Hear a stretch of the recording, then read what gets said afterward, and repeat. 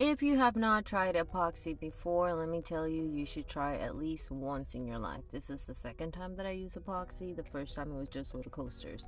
So right here, I'm opening up the container for the hardener and the resin and measuring out 8 ounces of each.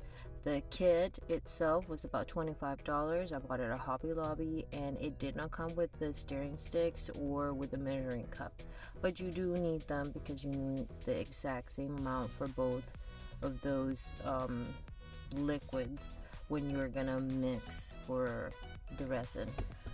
And I based the amount on the information that was on the box for the resin. It tells you by like square feet, and this table is a 2x3, so I'm thinking it's 6 square feet.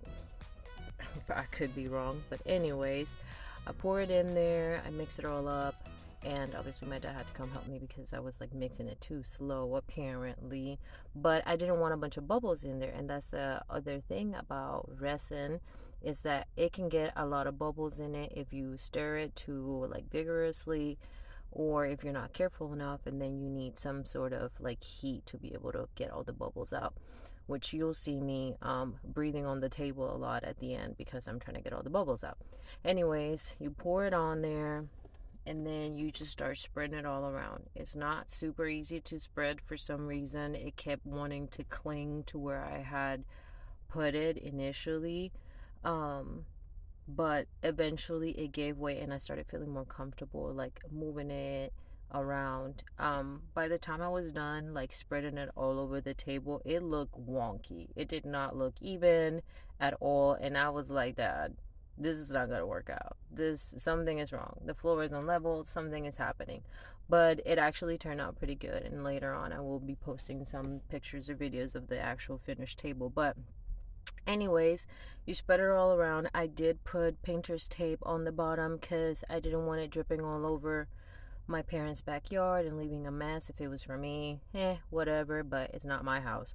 So my dad came around to help a lot. He brought a little like sponge thing to help spread some of the resin on the sides. Now the sides were very hard to get the resin to stay on. It would pour over the edge and then it wouldn't really stick or stay on there. And I think it's because we rounded all the edges of the table because I thought it looked pretty and I wanted to do that. And my dad had the equipment to do it.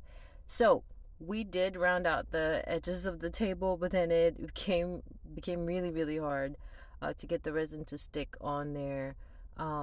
Evenly, especially. So that was a little bit hard to do. And then, like I said, I'm exhaling a bunch on the table because the heat from my breath or the heat from anything really would help get the bubbles out.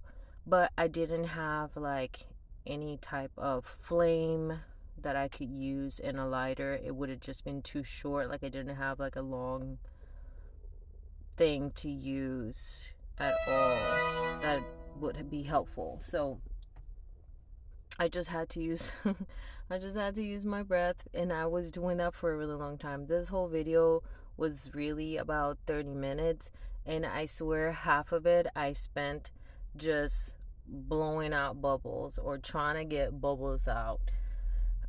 Which I don't mind because I wanted it to look nice and neat. And I did get most of them, luckily. But it was a lot. I wish I had thought that through before I started the project. But anyways, the other thing to take into consideration is that things are going to stick to it. I also spent a lot of time standing guard because I decided to do this outdoors. And bugs kept coming through and wanting to land on it for some reason. I don't know if there's like a smell or something that they're attracted to, but I had a fly, I had a gnat, I had mosquitoes. Everything wanted to stick to it.